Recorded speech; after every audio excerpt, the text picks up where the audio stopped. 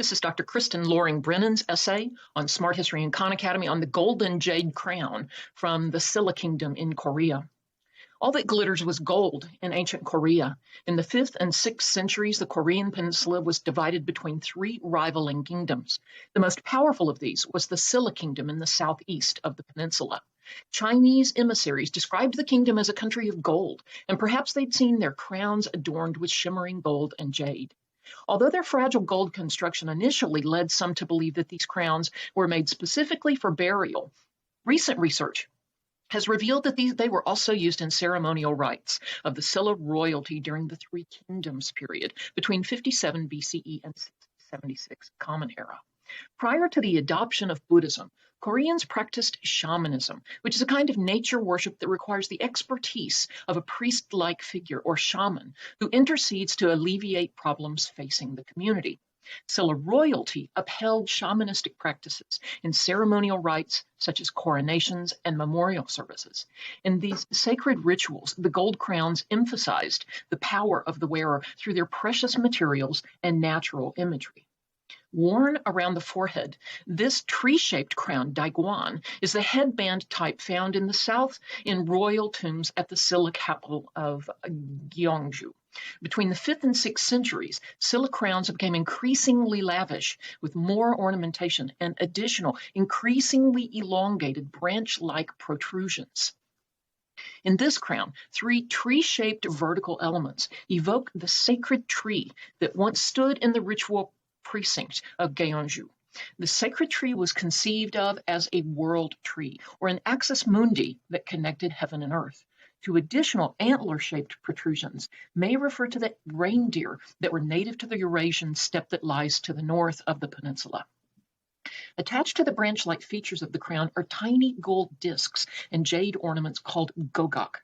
These jade ornaments symbolize ripe fruits hanging from tree branches, representing fertility and abundance. With sunlight falling on its golden discs, the crown must have been a luminous sight indeed. A second type of crown, the conical cap, mogwan, was found throughout the peninsula.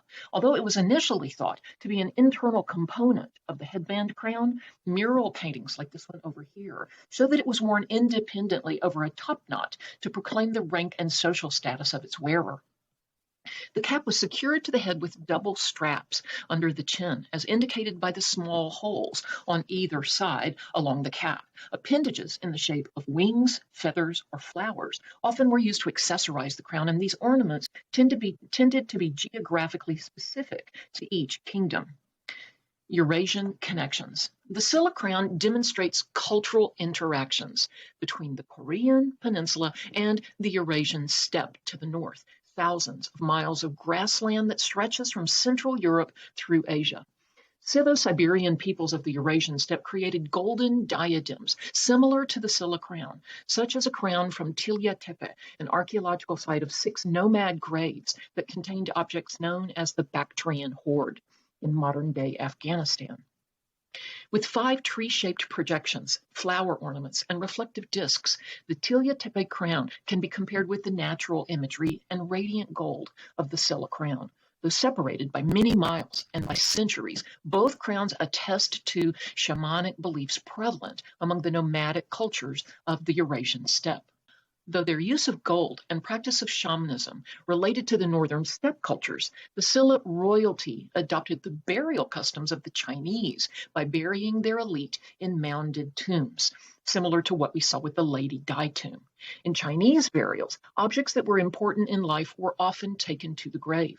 Similarly, power objects like the Silla gold crowns were used both above ground and below, and their luxurious materials conveyed the social status of the tomb occupant in the afterlife.